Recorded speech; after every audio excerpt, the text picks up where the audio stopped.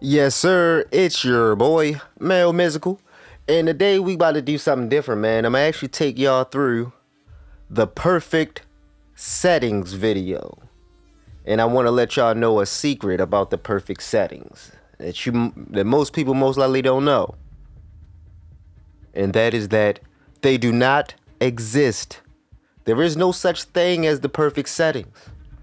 There are settings that work for some, but at the end of the day, in order for you to get the most out of your card experience, you have to tailor make your settings to fit you. You know what I mean? At the end of the day, because everybody's different, you know. I watched so many different tutorials and settings videos trying to get the right thing, and I was wondering why I wasn't improving, and I realized one size does not fit all. What works for some doesn't work for others. So what I'm about to teach you guys right now is how to maximize your chances of finding the perfect settings for you. Okay, then that goes we're just gonna start from the top, take it basically from the top, you know what I'm talking about. So we got I'm playing on controller. I don't know anything about keyboard and mouse, so we're not even gonna speak on keyboard and mouse. Now the first step, because I'm gonna go in chronological order as far as this menu is concerned. The first step towards isolating the best settings for you is to gain an understanding of the perfect button layout for your playstyle. Now, me personally, I don't like the regular presets, so I go to custom. And now in Call of Duty, they didn't let you do this back in the day, but now you actually have the ability to change any control you like. So me, just a little bit of backstory. When I first wanted to really take cards seriously and get nice, I got a Battle Beaver, so I can jump and things of that nature. And I used the back buttons to jump, and I was improving, but I wasn't super fluid. Now, I wouldn't say unfortunately, because it was actually a fortunate turn of events. My Battle Beaver controller had actually broken within like 4 months. I got extreme dicks. Hold on, what? I got extreme stick drift. So I had to go back to using my regular PlayStation controller, and I was like, how can I be able to still jump with my PlayStation controller? And I figured out, you know what? I crouch with R3. I mean, why not just jump with L3? So I tried that out, and man, that changed my game dramatically.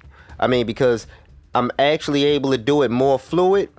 I mean, the same fluidity I get from crouching, I get that with my jumping. And then because it's not a standard button, it allows you to jump in a manner that a regular button wouldn't allow you to do that. So if you don't want to buy an extra controller, but the thing is, if you want to be a good player, you have to be able to jump. Jumping is integral. So just figure it out, try it out. It might work good for you. But I play with L3 to jump, change stand, I crouch with that, reload, everything else, switching on weapons is normal. Now, I used to, before I had my regular controller, I always used the R1 and R2 buttons to fire my weapon with, because just pressing that button is much easier than actually having to pull a trigger all the way in. You understand? Even if you do change the dip zone, it still doesn't provide you the best fast on point shooting. So I used to use the bumper button, but since I had got the PlayStation DualSense Edge with the trigger stops, I reverted back to playing R2 and L2, just because it allows me to use R1 as my lethal equipment, and I've been doing that for years. So muscle memory, I figure I make out better continuing with that muscle memory, and that helps me because I use throwing knives. I don't use bombs, so I need to be able to be accurate with them. And it just, muscle memory helps out. So I always remember, don't change things up too much. Try to keep them try to stay with what your muscle memory deals with. You understand? And because then you don't have to build it up. You understand? So I try to keep things normal. But I changed my tactical to X, because I don't really use tactical that much, and I like the melee with the opposite button of my lethal equipment. So my R1 is lethal, and my L1, you know, is my melee, so I can get to those quickly. You see what I'm saying? Because, you know, sometimes when you up right in front of somebody, you gotta still aim, and I don't have to take my thumbs off the sticks in order to melee. You know, so that's why I did it. But so for me, R1 is my lethal, and L1 is my melee. But for you, it may be that you know, you're used to tac being a different, I mean, you're used to lethal being a different button, or it might be better if you don't have trigger stops on your controller to actually switch it and actually shoot with R1 and aim down south with L1, and then lethal equipment with R2, and, you know, melee with L2. And that, you know, that makes sure that you can melee and do lethal without taking your thumbs off the sticks, and, you know, you got the good button press. But tactical is that. I don't use sprint or focus. I always use automatic tactical sprint. So I never focus with my snipers. I feel as though focusing is a waste of time. You know, you just add an extra stuff to it. So me, in order for me to be good at sniping, I learned how to go with the flow, you know, and I'll explain that when I get into my sniper video, because sniping is feeling, you know, that's what it is. Sniping is rhythm. So if you know how to dance, it's gonna be easy for you to snipe, because, you know, it's pretty much the same concept, rhythm. You know, you gotta know when to press that button. That's the main key. But yeah, as you see, melee L1, mark, all these stuff is the same, such and such, wham bam. And my kill streaks, I turn a circle. And yeah, so that's for the button layout. But like I said before, figure out what works for you. You know what I mean? But you have to incorporate jumping into your playstyle. I'm telling you, it'll change the game for you, especially jumping and sliding. Man, it allows me to bust moves and get a lot of bodies that I would have never got without being able to jump. So moving on. Let's see, you know, vibration always off. You know, don't there's no use in keeping it on. It only distracts you. Now, dead zones, now that's one thing that's different for each person. But in this game, they actually give you the opportunity to actually test out the stick dead zone. So, you know, as you can turn it on, you see how it's kind of shaky because I have it low, you know. But if I had it at a much lower space, like let's say I had it at 0, and then I test it, you know, it's gonna be quite shaky as soon as I put any pressure on it. So adjust your dead zone to where as though you don't have any stick drift or shakiness within it. And for me, it's 3, but that's because I have a brand new controller. So it's all depending on your controller. Now, as far as aiming is concerned, now this is where things get tricky.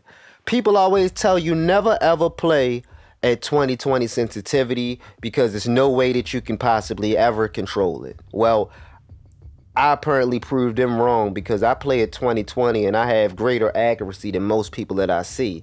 And that's because I trained myself up to be able to do that. I didn't just jump out to 20/20. I had started using precision rings, and you know, when you're using precision rings, because it actually provides tension, you need to turn your sensitivity up.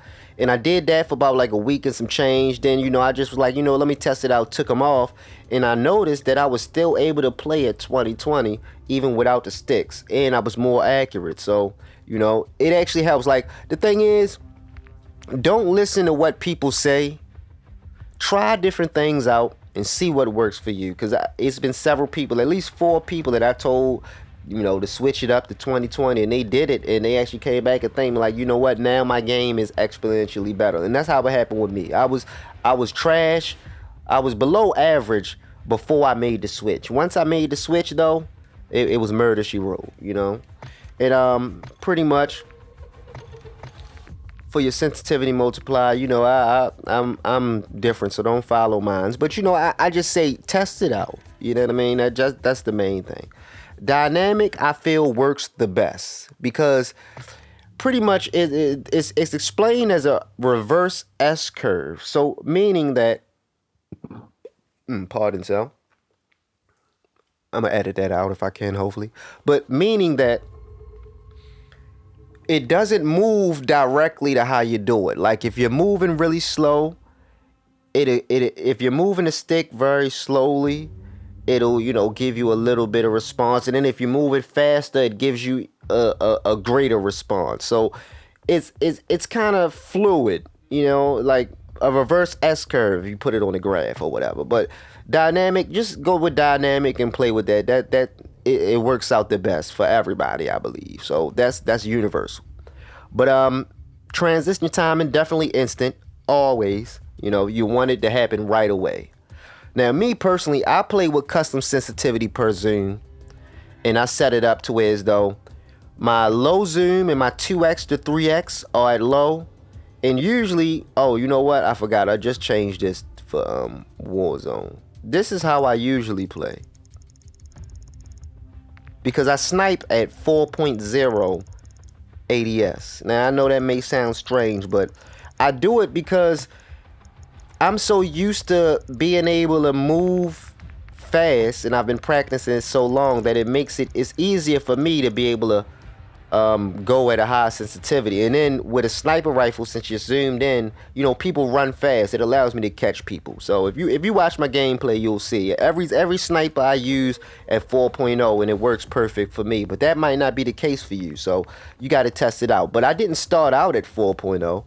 I gradually worked my way up until I was able to get to that point. So you're gonna have to do the same if you want the best results. So, you know, I just encourage you to play around. Don't take what somebody else does and just run with it. Try different things, because you never know. One small change can change your game completely. As far as aim assist is concerned, I play with play with it on, but I use focusing. Now that gives you strong aim slowdown that kicks in even when you miss a target, right? Now, as far as stickiness, it's by far the most sticky, and I'm gonna show you after this, so just to prove it. But yeah, focusing, I'm telling you, if you're a sniper, use focusing. I'm telling you, it gives you the best stickiness available, and we're gonna prove it, and we're gonna test it out. I don't just say things to say things. Now on the other side, I got automatic tactical sprint. You know, that's a given. The thing is, any type of downsides that you get from your ADS, the speed to go transition from sprint to ADS, all of that stuff is negligible, especially if you're a good player. But it makes sense to use automatic tactical sprint, because that allows you to jump further. It allows you to do a whole bunch of different things that you wouldn't be able to do otherwise, or if you had to press a button beforehand. Slide maintain sprint on. I don't know what that is, but wham bam, thank you, man. We just gonna keep it on. All this stuff is just, you know, you can just copy this like it is, because this is just normal, you know, normal. ADS hold, you know, change zoom, melee, focus behavior hold, equipment, weapon mount activators. Now, yeah, I chose the weapon mount with double tapping ADS, because then sometimes I can do it by mistake and it helps. You see what I'm saying? And that's the same thing I did with tac stance. If you watch my gameplay, sometimes you'll see me switch to tac stance right in the middle of a shootout. And most of the time I do it by mistake because I press ADS quickly. But almost 90% of the time, tac stance is the move for that situation. So the thing is, your brain works amazingly subconsciously. So pretty much, you know, some things that might seem like a mistake actually is your brain just being on some 150 IQ type behavior. You know what I mean? So I use double tap ADS because I can go into tac stance, and I like to go into tac stance quite often. Now let's see, what else do we have here? Yeah, all this stuff is such and such. Now I'm gonna actually go through graphics settings. You know, keep this on definitely to get the best texture.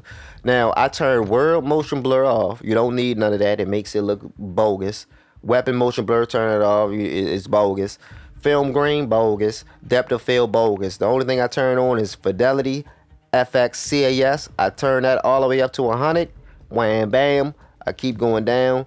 Well, I'm gonna turn this back on. Oh shoot, no, I gotta turn it off because I'm currently recording, and if I record at 120, it might mess something up. So I ain't even gonna, you know, we just gonna keep it like that.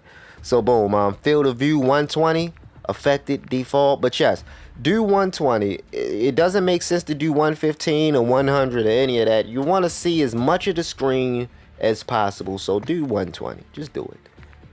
And don't think that turn it to 110, 109, or 115 or 119 gives you better aim assist. That's a crock of bull mess. Least 50%, least 50%. That inverted flashbang is duculous, so I'm not turning that on. Such and such, wham bam, thank you ma'am, turtle wax. Oh yeah, and as far as safe areas concerned, I always make sure that I turn my safe area in as tight as possible. Because what this does is, I play on a 65-inch TV, so by me lowering my safe area, it actually moves my mini-map in closer towards the middle of the screen. So, that's integral. Let's see. Interface, another thing that's important. Now, with the interface, the one thing that I'm going to go on here, well, color customization, I just make sure that I turn the hue up for the enemy. I hate it when people change the colors from default. That shit just look ugly. So I don't even watch people's videos when they do that. But the only thing that I do is I just made the red stand out a little bit more stronger. Minimap shape should always be square. You get the most real estate. Minimap rotation definitely on. Horizontal compass is on because that allows you to see dots where people are shooting. Now, as far as crosshairs, I'm a sniper. And because of that, I don't need all this extra stuff distracting it. The crosshairs do nothing for you. Like, unless you're actually studying the hip fire ratio and all that stuff, it's irrelevant. All it does is put something in the way to distract you. So I turn them off, and you should too. But the center dot, keep it on. Now, if you're a sniper, don't go to largest because largest can misrepresent the size or space of some people's heads depending on how far they are away. So I like to keep it at largest so the dot is small enough for me to be able to get a precise headshot. Wham bam. Thank you, ma'am. Titty milk. Now we got hit marker value, such and such, wham bam.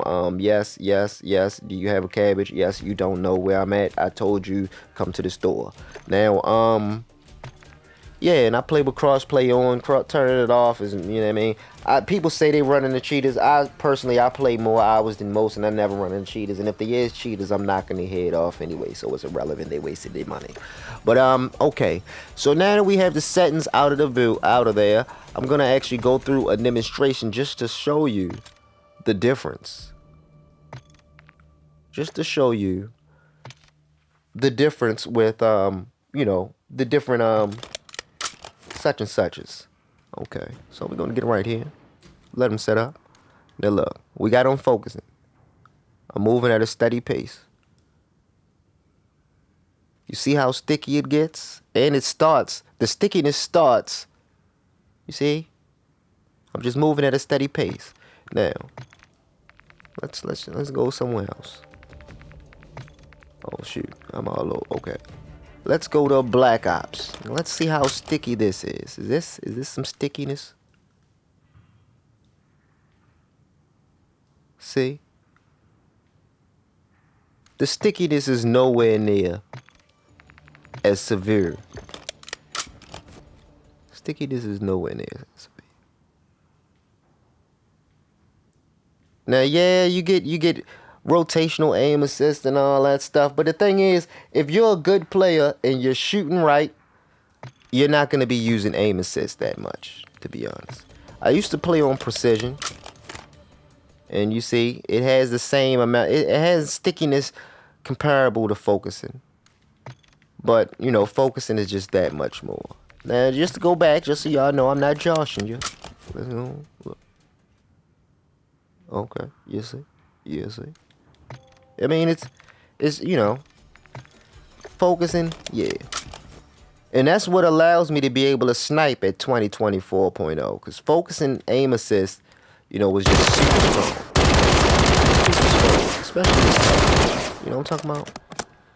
But yeah, and look at this pretty thing. This thing is nice with the, look at that. Can you see that there? Look at that there. Look at that. Look at that. That thing is nice. But yeah, so that was my settings. That's how I set my settings up. You know what I mean? At the end of the day, to each his own. You just gotta make sure that you play around and experiment, but make sure that you experiment, because that's the only way you're gonna be able to elevate your game, And it's your boy, signing out. Just wanted to drop that quick one on you, give you some good settings